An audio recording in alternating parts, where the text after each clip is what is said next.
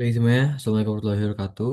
Perkenalkan nama saya Raffi Zulfir Ilmawan dengan RP 5017 251 dan berikut adalah KTM saya. Baik, di video kali ini kita akan menjelaskan, ini udah video keempat ya, berarti em, ke tempat ini lebih menjelaskan bagaimana kita bisa eh, apa saja mekanisme terjadi terbentuknya magma gitu. Oke.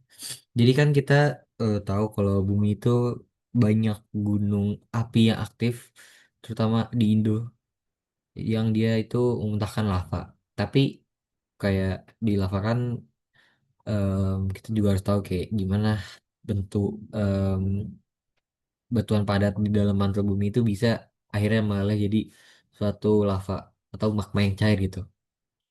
Ya, secara umum kan batuan mantel itu ada di kondisi padat karena tekanan yang sangat tinggi yang menahan ikatan atomnya. Nah, tapi ada tiga faktor yang dia itu bisa kayak bikin eh, keseimbangan ini rusak dan akhirnya dia ngelahirin suatu magma.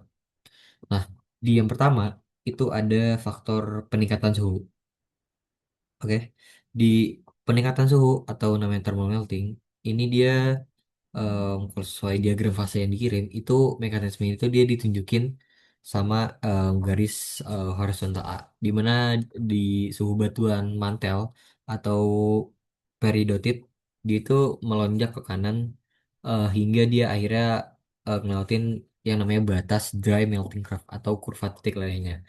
Mekanisme gimana? Jadi batuan mantel ini dia menerima panas ekstrim secara dekat gitu, secara lokal dari bagian bumi yang lebih dalam. Nah, panas yang sangat besar ini akhirnya dia itu yang ngebuat ikatan kristal batuan itu em, yang tadinya padat jadi cair gitu, karena terkena panas yang luar biasa.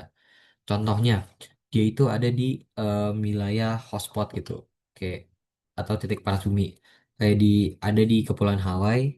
Dia itu eh, ada yang namanya mantle plum, plum mantle atau yang ke atas dan bentuknya kayak mushroom gitu.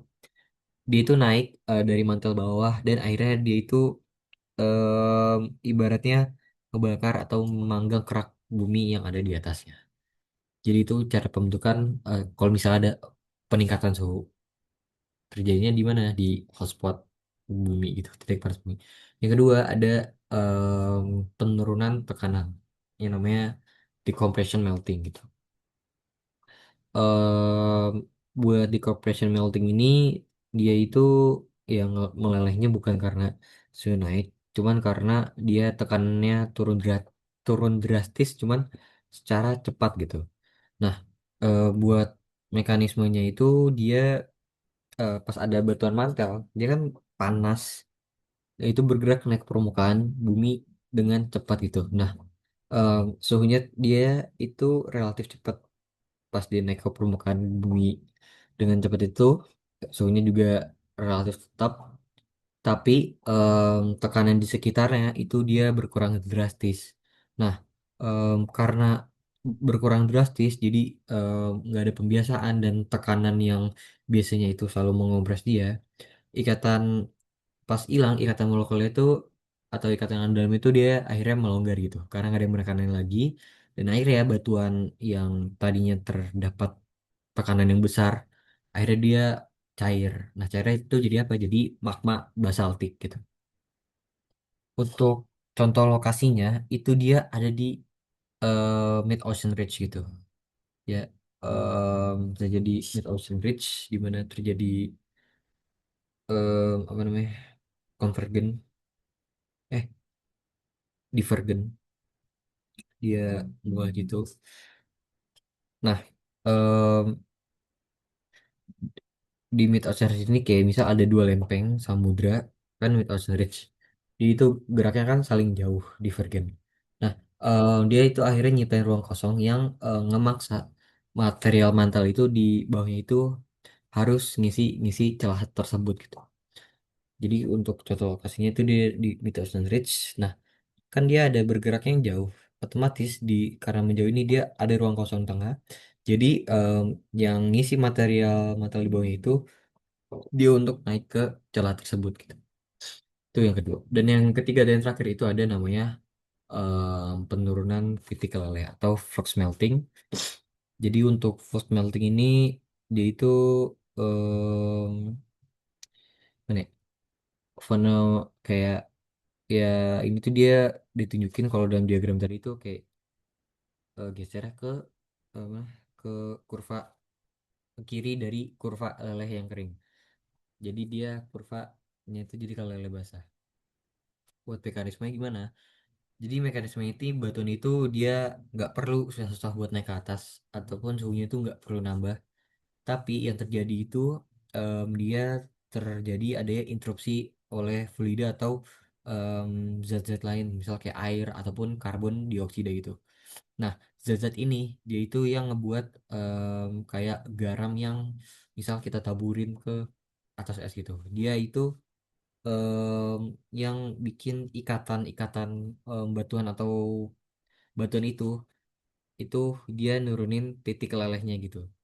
Nah, karena itu suhu mantel yang normal em, walaupun di normal itu dia tetap bisa mencair karena dia terdapat masuk ya intinya eh, ada gangguan zat-zat lain kayak air kayak gitu-gitu. Contohnya di mana? Contohnya itu ada di zona subduksi. Ah, di zona subduksi kan misal kayak ada di misalkan kita di Indonesia ambil contoh di Ring of Fire lah, kayak di Sumatera, Jawa sampai Sulawesi. Nah, pas lempeng samudra yang basah itu nunjam ke lempeng benua kan, subduksi kan kayak gini terjadi di bagian sini nih, jempol saya. Di mana lempeng samudra itu jatuh ke bawah, ini lempeng benua, dia jatuh ke bawah. Nah, air laut yang terjebak di batuan ini kan ini ada air. Di sini kan ada air. Dia kan kayak bisa masuk lah air yang terjebak dalam batuan ini tuh dia akhirnya keperas keluar masuk ke mantel bagian atas dan akhirnya di situ bisa terjadi suatu pelehan batuan secara masif gitu yang akhirnya akan jadi magma gitu. Nah itu namanya flux melting. Oke, jadi dari ketiga itu em, eh, eh, batuan bisa menjadi magma itu ada tiga kan. Tadi ada eh, dipanasin di area hotspot, berarti terjadi karena adanya kenaikan suhu. Lalu juga ada di penurunan tekanan yang besar terjadinya di mana Mid Ocean Ridge, sama ada yang em, suhunya turun, titik lelehnya karena terdapat interupsi em, zat-zat zat-zat lain gitu. Contoh di mana di zona subduksi. Nah, ketiga proses ini dia tuh yang ngebuat magma itu selalu ada gitu. Karena proses alami yang terjadi di geologi ini. Mungkin itu saya penjelasan dari saya. Mohon maaf bila ada salah kata. Sekian dari saya. Sampai bertemu di video selanjutnya.